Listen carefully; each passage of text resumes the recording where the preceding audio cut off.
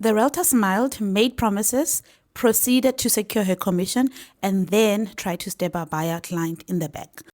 So the realtor came with the story, hey, Miss Buyer, the seller wants you to pay occupational rent because the transfer has been taking a little bit too long with the introduction of funds. We know it's not your fault, but the seller feels that it's going to be fair if you pay rent while we wait for the transfer.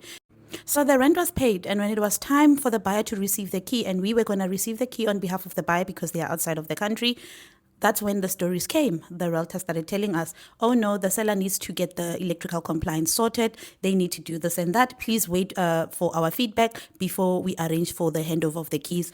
We waited, the buyer waited, and fast forward to May, they wanted the buyer to pay rent for May and for June without having given the buyer occupation. Now, what do you need to know about something like this if you happen to be a buyer that's buying property in South Africa and something like this happens to you?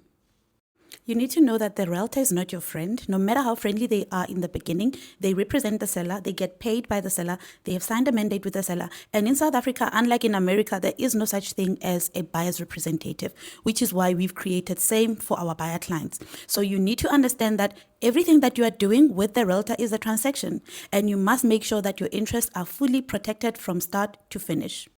Verbal assurances and anything undocumented means nothing when buying property in South Africa or anywhere on the African continent. So now once the realtor secures a commission, your leverage over the realtor absolutely disappears. And the sad thing about the story is that it's not only the realtor who tried to stab our buyer client in the back. The transferring attorneys who were appointed by the seller also tried to do the same thing. So in order to assist you, we've created a free property buyer's assessment.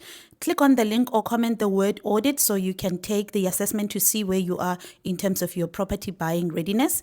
Alternatively, you can comment the word consult or click on the link to book a consultation with one of our attorneys. See you on the next one.